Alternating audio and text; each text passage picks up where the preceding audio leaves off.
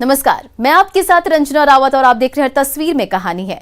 आपको मिलाते हैं दादी पोते की ऐसी जोड़ी से जिनके टशन ने पूरी दुनिया को अपना दीवाना बना लिया है। सोशल मीडिया पर रातों रात छा जाने वाली इस जोड़ी को लोगों का बेहिसाब प्यार मिल रहा है। देखिए रिपोर्ट।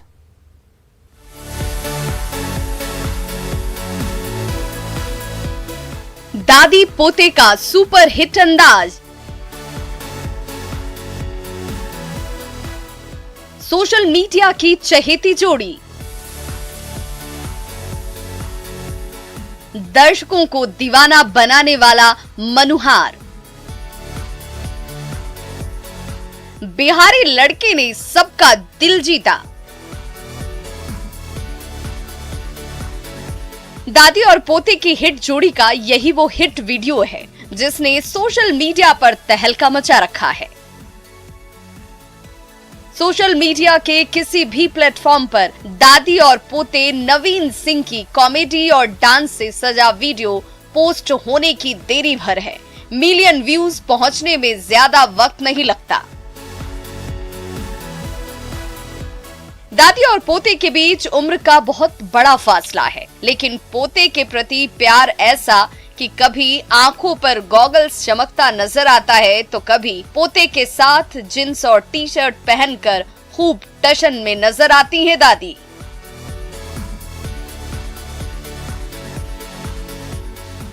वो 2019 का साल था, तब बातों ही बातों में नवीन सिंह ने अपनी दादी के साथ एक छोटा सा वीडियो शूट किया और बिहारी लड़का नामक हैंडल से उसे तब के चर्चित चाइनीज ऐप टिकटॉक पर पोस्ट कर दिया।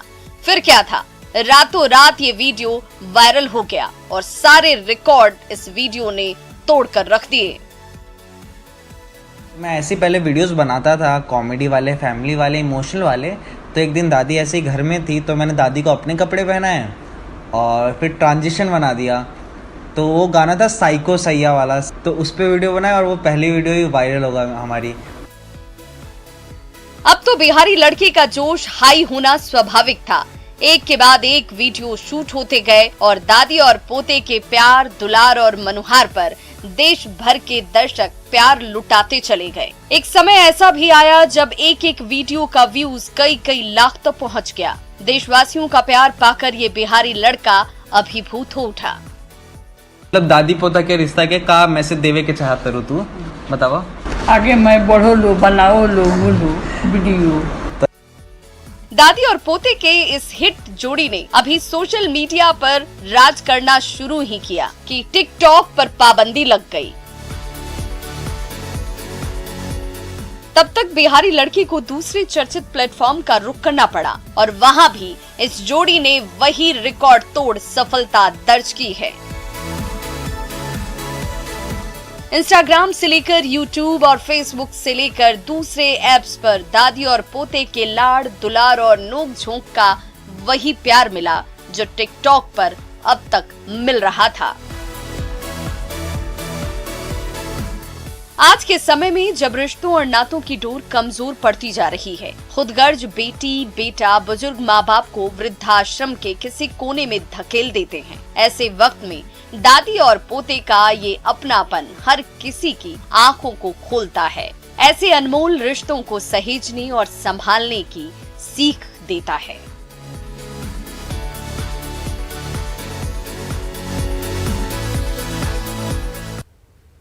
सोशल मीडिया पर सुकमा का एक सितारा ऐसा चमका कि लाखों उसके दीवाने हो गए। सरकारी स्कूल में टीचर के सामने गाना गाते इस बच्चे का वीडियो जब किसी ने सोशल मीडिया पर डाला तो उम्मीद नहीं थी कि चमत्कार हो जाएगा। रातों रात लाखों लोगों ने वीडियो देखा और तो और सोशल साइट पर रील्स बनने लगे। तारीफों की बाढ़ आ गई। मशहूर सिंगर बादशाह ने तो वीडियो कॉल से बच्चे से बात की और उसे चंडीगढ़ भी बुलाया। बचपन का प्यार का जादू।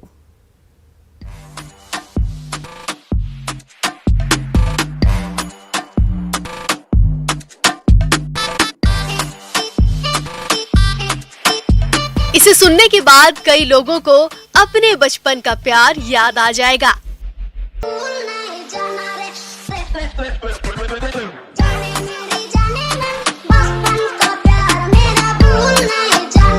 बच्चे के अंदाज ने सबका दिल चुरा लिया और खास तौर पर सिंगर बादशाह का।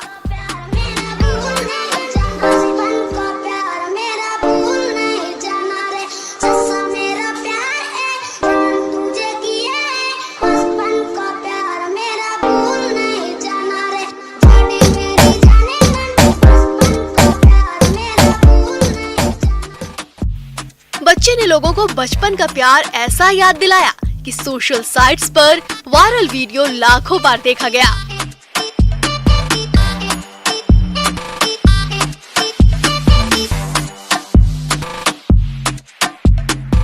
बच्चे की आवाज और अंदाज ने तो धमाल ही मचा दिया है। गाना इतना वायरल हुआ है कि बच्चे की आवाज और मासूमियत के लाखों कायल हो गए हैं। सोशल मीडिया के सहारे कब कौन स्टार बन जाए, किसकी किस्मत बदल जाए, ये कोई नहीं जानता। इस बच्चे को क्या मालूम था कि वह इतना वायरल हो जाएगा और लोग उसके गाने को इतना पसंद करेंगे।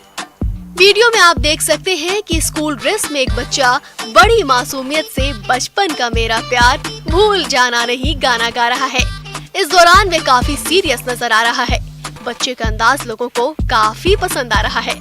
जिसने भी इस बच्चे का वीडियो देखा वह उसका फैन हो गया। अब ये वीडियो सोशल मीडिया पर धमाल मचा रहा है। इतना ही नहीं, वीडियो पर यूजर्स जमकर कमेंट भी कर रहे हैं। इस वीडियो पर लोग तरह तरह के इंस्टाग्राम रील्स भी बना रहे हैं। बचपन का प्यार मेरा भूल नहीं जाना रे, मेरी जाने मन, बचपन का प्यार मेरा भूल नहीं जाना रे। मशहूर सिंगर बादशाह को तो इसका गाना इतना पसंद आया कि वीडियो कॉल पर बच्चे से ही बात की और खुद गाना सुना। जानो मन, बचपन का प्यार मेरा भूल नहीं जाना रे, सच्चा मेरा प्यार है जान तुझे किया है, बचपन का प्यार मेरा भूल नहीं जाना रे। बच्चे का नाम सहदेव दिर्दो है। ये नक्सल प्रभावित सुकमा जिले के उर्मापाल का रहने वाला है। सबसे बड़ी बात कि मशहूर सिंगर बादशाह ने सहदेव को मिलने के लिए चंडीगढ़ भी बुला लिया है। वो कहते हैं ना कि ऊपर वाला जब भी देता है छप पर फाड़ के देता है। और आपको अगली तस्वीर सुपौल की दिखाते हैं। सुपौल में एक मिस्ड कॉल ने दिव्यांग जोड़े को 7 जन्मों के बंधन में बांध दिया। मिस्ड कॉल से शहनाई तक क्यों खास है ये शादी, रिपोर्ट देखिए।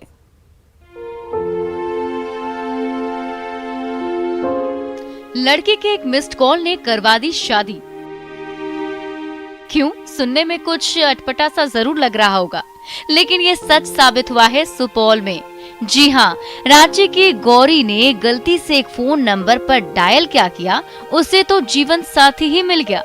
दरअसल गौरी ने सुपौल के बसबिट्टी गांव के रहने वाले दिव्यांग युवक मुकेश को गलती से मिस्ड कॉल कर दिया था। मुकेश ने इस अनजान नंबर पर तुरंत फोन लगाया और फिर दोनों में शुरू हो गई बातचीत। आए दिन हो रही दोनों की बातचीत का सिलसिला प्यार तक पहुंचा और फिर सुपौल के रजिस्ट्रार ऑफिस में दोनों की शादी हो गई। पहले ये फोन किया था 1 साल पहले उन्हीं से, तो हम बात तो ये रॉन्ग नंबर आया था।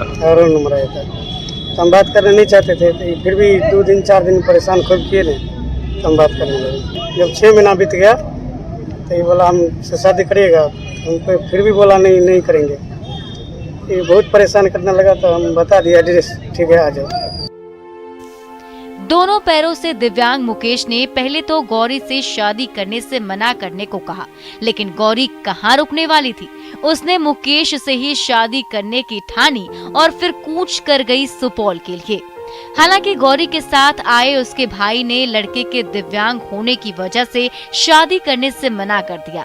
वो अपनी बहन से वापस रांची चलने को कहा, लेकिन गौरी ने मुकेश से प्यार का इजहार करते हुए उसी से शादी करने का फैसला कर लिया।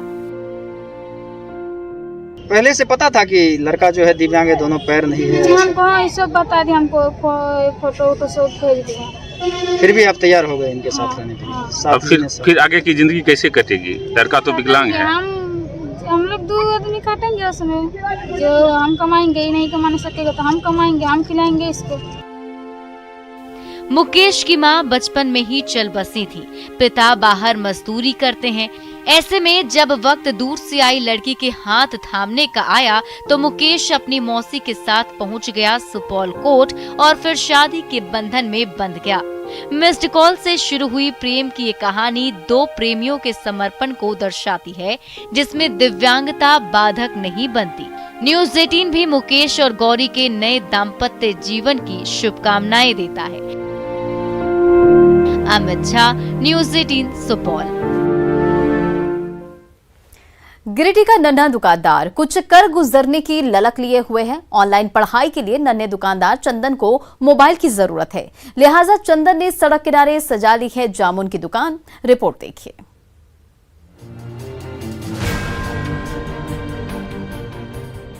गिरिडीह के जमुआ प्रखंड में सड़क किनारे टोकरी सजाए ये नन्हा दुकानदार ग्राहक की तलाश में बैठा है, इसी उम्मीद में कि कोई आए और उनसे जामुन खरीद ले।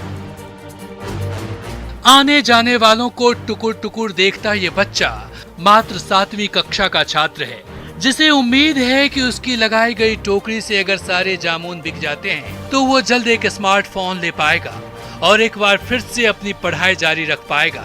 हर दिन जंगलों में जाकर जामुन चुनने के बाद निकल पड़ता है ये नन्हा दुकानदार ऑनलाइन पढ़ाई करने के लिए। अच्छा, ऑनलाइन से तो क्या चाहिए ऑनलाइन पढ़ाई करने में? मोबाइल।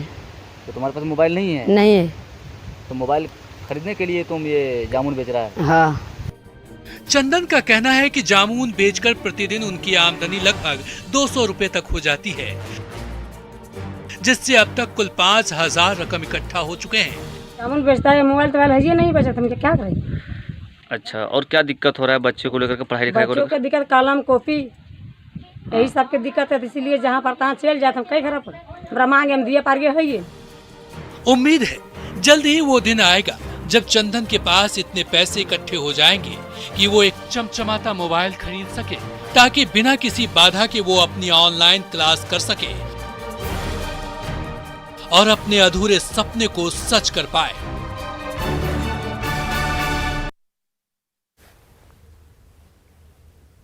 देवघर में चूड़ी कारोबारी संकट में है। कोरोना संक्रमण की वजह से एक टाइम के खाने के भी ललक पड़ गए हैं और कोरोना की वजह से पूरा कारोबार ठप पड़ गया है।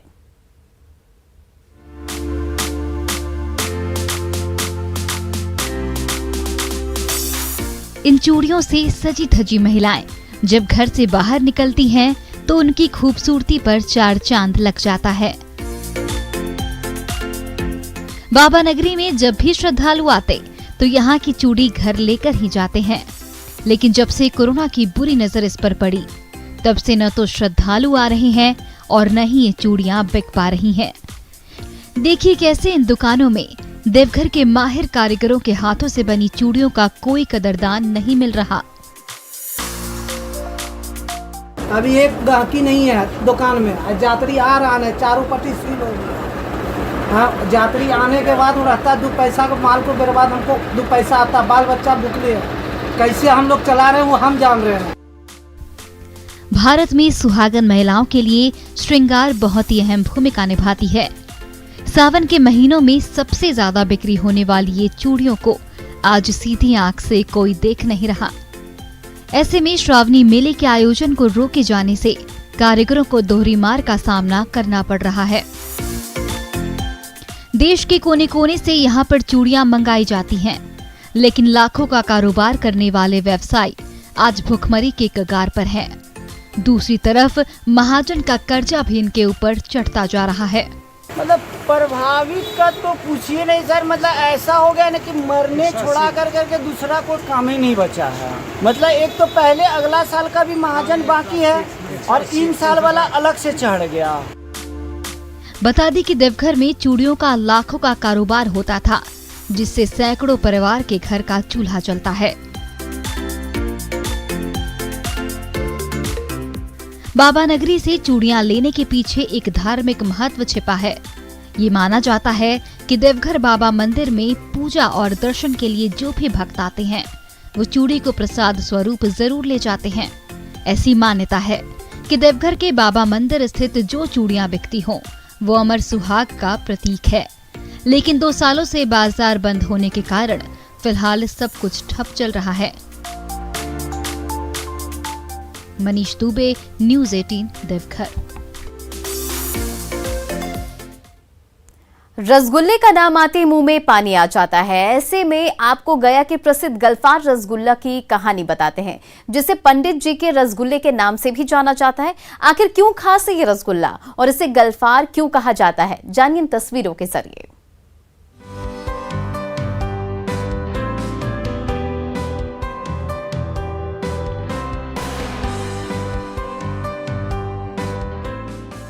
मिठाई का राजा रसगुल्ला। नाम सुनते ही मुंह में पानी आ जाता है।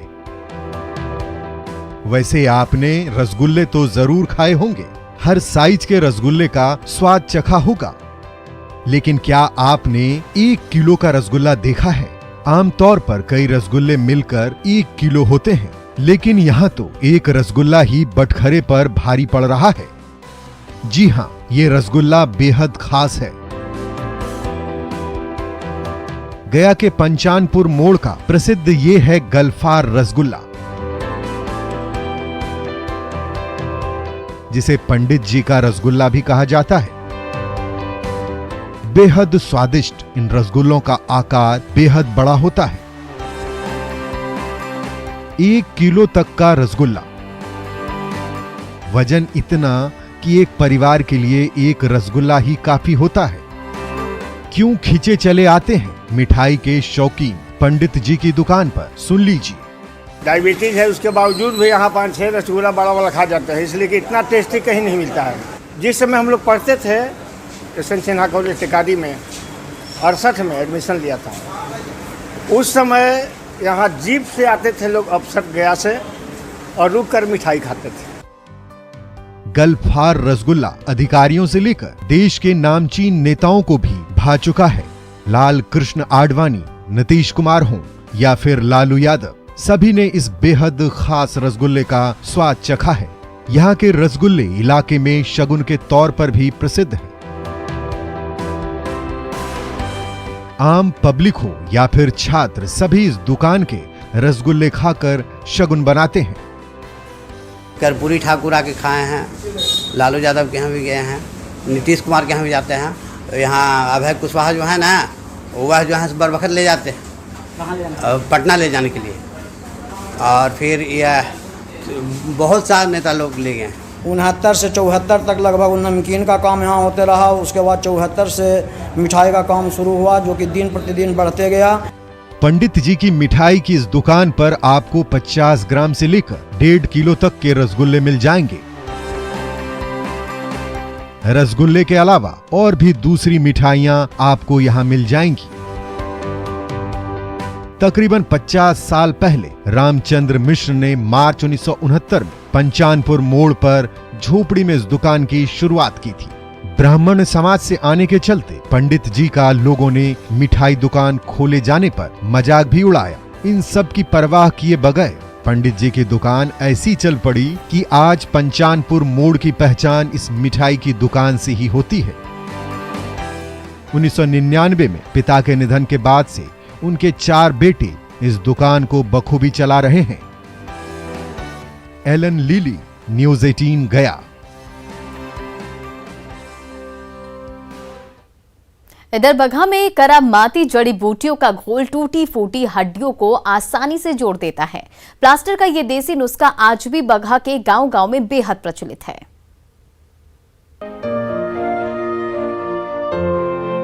बांस की लकड़ी से किए गए पैर की हड्डी के प्लास्टर का ये देसी स्टाइल देख लीजिए, या फिर हाथों पर लगाए जड़ी बूटी और लकड़ियों के जोड़। आप सोच रहे होंगे कि आखिर टूटी हुई हड्डियों का ऐसा भी इलाज हो सकता है, तो देख लीजिए, यहाँ लोग ऐसे ही हड्डी टूटने पर अपना इलाज कराते हैं। तस्वीरें बगहा के रामनगर इलाके की है, जहाँ जंगली जड़ी बूटियों के सहारे टूटी हुई हड्डियों का इलाज किया जाता है। तभी तो बड़े विश्वास के साथ लोग इस वैद्य जी के पास पहुँचते हैं। वैद्य जी ये सेवा मुफ्त में करते हैं। ऊपर वाला को देना बा, फ्री सेवा बा, एगो पैसा नहीं चाहिए हमें। जड़ी बूटी से बनाला, गोली वोली ना चली 5 दिन के बाद से गोली चलेगा।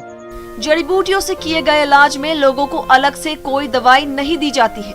मरीजों का भी कहना है कि उन्हें इस तरह से किए गए इलाज से काफी आराम मिलता है और टूटी हुई हड्डी जल्द जुड़ भी जाती है। बताई का भइल बरुआ? जंगा टूटल रहल, हमी के एजा नहीं जाता, ये इलाज भइल जड़ी से हमी के ठीक बानी जा। दवा गोली नहीं की जगह खोइले दूसरा। आज के आधुनिक युग में भी टूटी हड्डियों का इस तरह से इलाज होता है, कोई सोच भी नहीं सकता। लेकिन यह तस्वीर प्राचीन नुस्खे की याद जरूर दिलाती है। स्थानीय वैद्य जी अपनी निशुल्क सेवा के जरिए समाज की सेवा में जुटे हैं। तो उनके अनोखे प्रयोग से इलाके के ग्रामीण भी प्रभावित हैं और शहर के बड़े अस्पतालों को छोड़ दौड़े चले आते हैं रामनगर के वैद्य जी के पास। और फिलहाल इस बुलेटिन में इतना ही। बने रहे न्यूज़ 18 बिहार झारखंड के साथ।